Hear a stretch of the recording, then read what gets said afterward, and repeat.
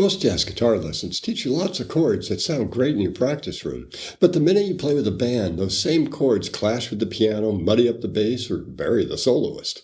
On a real gig, your job isn't to show off every chord you know. Your job is to hear what's missing in the arrangement and then play that and only that, so you don't get in the way. I'm Dr. George, making jazz simple so you can play more and think less. If you're like most guitarists, you probably spend 80% of your practice time on soloing and maybe 20% on comping. But on a real gig, it's the exact opposite. You'll be comping most of the night. So if you want to get more gigs, you need to master comping. In this lesson, I'll show you a simple way to think about jazz chords and the 3 real-world comping rules you need to master so you can make any band sound more professional. So let's dig in. But before we do, don't forget to hit the like and subscribe buttons. First, we need a clear picture of how to approach chords for comping. I like to divide the guitar into 3 ranges. The bottom 2 strings are the bass. In the middle is the chord sound, the 3rd and 7th that defines the chord type. And then the top 2 strings are for lead, or melody and color tones. When I choose a voicing, I'm always asking what's missing, bass, chord sound, or lead. We build almost everything we need from 2 families of shapes. Root in the bass range, and then the 3rd and 7th, the chord sound on the middle 2 strings. There are just a dozen basic shapes, 6 with the root on the 6th string and 6 with the root on the 5th string, and they're all related. Then, if we want more color, we can add notes on the top 2 strings. There are only 2 maps for those color tones. One map when the root is on the 6th string and another when the root is on the 5th string. The pattern stays the same no matter what type of chord you're playing. So we start with the root, add the chord sound, and then choose some color tones. But in our mind, these chords are all the same chord. The parts of the chord we use on a gig depend on the role we're playing. Sometimes we're the foundation, sometimes we're mostly rhythm, and sometimes we're playing fills. Each role requires a different part of the chord. Let's start with role number 1, the foundation. The foundation establishes both the harmony and the groove. In duos or any situation without a bass player or a drummer, this falls on you. We use shell voicings for these, with the root, the 3rd, and the 7th. These give a real clear harmonic bass the soloist can rely on, and the swing grooves gives them something solid to lean on. Now you want to play these with some real attitude. When I'm in the foundation role, I'm not thinking like a rhythm guitarist, I'm thinking like a bass player and a drummer at the same time.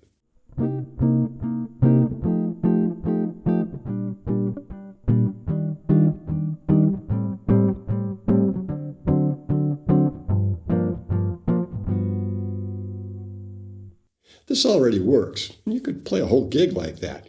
But we can make the foundation a lot more interesting without making it more complicated. Instead of just jumping straight from chord to chord, think like a walking bass line. You can lead into each chord by a half step above or below using the same basic shape. Sometimes that approach note is a 1 beat, and sometimes it lasts 2 beats.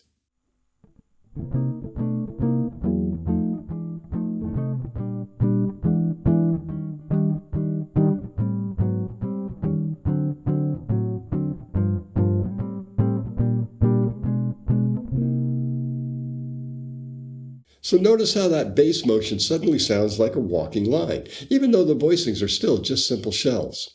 The same shapes, but now the harmony and the groove feel a lot more alive. Now sometimes you're still part of the foundation, even when there is a bass player and drummer. For example, in a big band or in a small piano trio like Diana Krall's, piano, bass, and guitar, your role can shift a little bit, but you can still reinforce the foundation without stepping on anyone. In that situation, I'll drop the bass note and just play the 2-note chord sound, the 3rd and the 7th, on strings 3 and 4. I'm still in the foundation role, so I'm locking in with the bass and drums, really focusing on time and groove, but I'm staying out of the way of the bass. This style of 2-note, 4-beat comping is often called the Freddie Green style after the great Count Basie guitarist.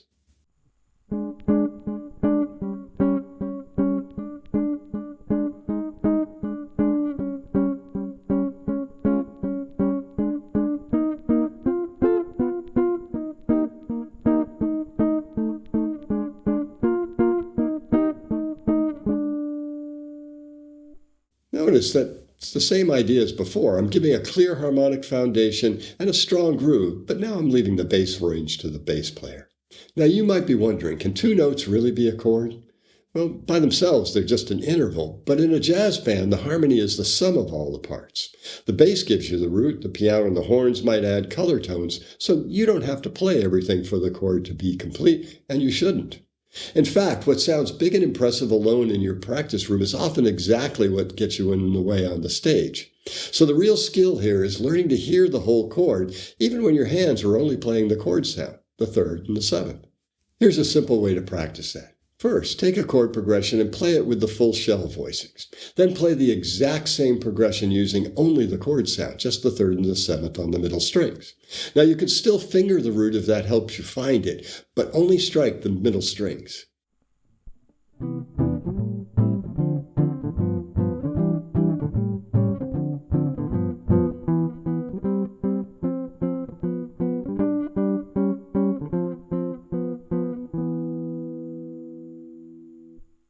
See how your ear fills in the root and you hear the progression even though you're only playing two notes?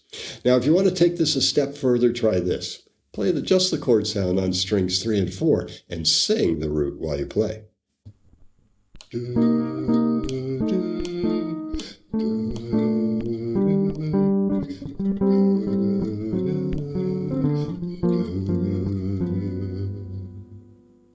Do that for a few minutes a day and your ear will start to hear the complete harmony automatically, even when your hands are playing the simplest possible voicings.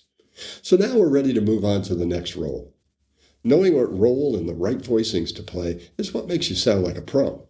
If you want to learn how to handle it in real musical situations, check out my program Jumpstart Jazz Guitar. I walk you through comping on real songs so you'll always know what your role is and how to make the band sound better, not busier. If you're serious about sounding professional on a stage, then click the link in the description for a free coaching call. Now, let's move on to the next role, rhythm. When there's already a solid foundation from the bass and drums, and there's no piano filling up the harmony, your job is now to add rhythmic interest and clear chord quality, and to make the soloist and singer sound better. Now, I start with a chord sound on strings 3 and 4, just the third and seventh, and sometimes that's all you need. And if I want a bit more color, I'll add some notes on the second string.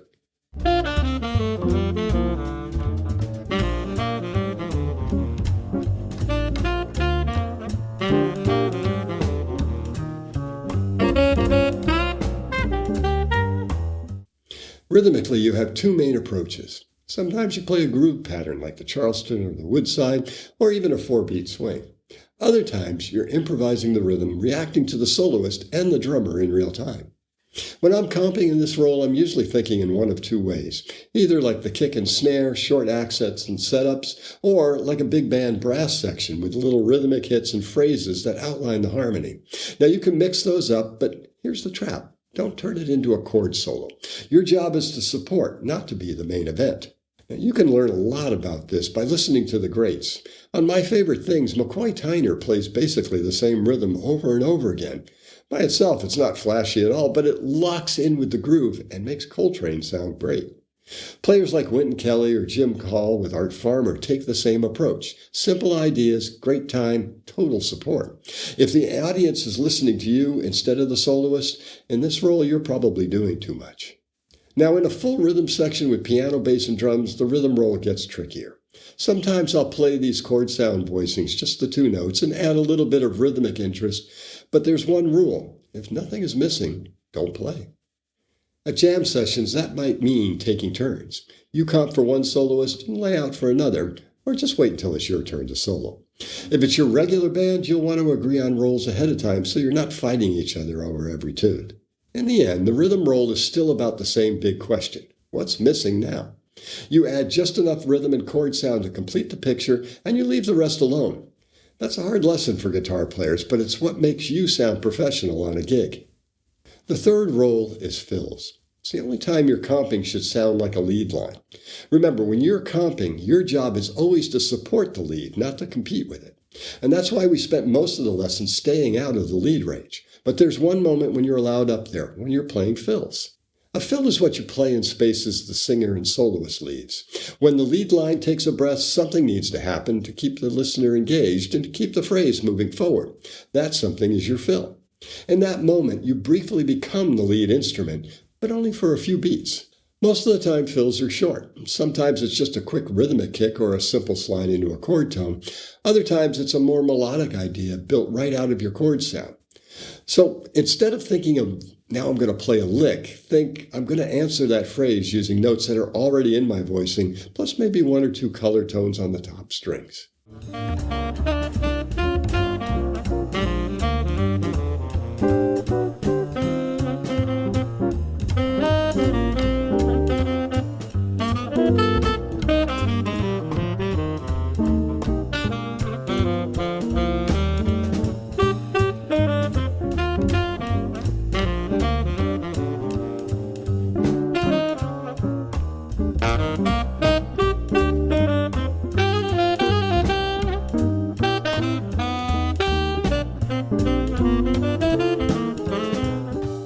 You want to notice a couple of things in that example. I only play fills when the soloist leaves space, and I stop as soon as they come back in and return to my basic role.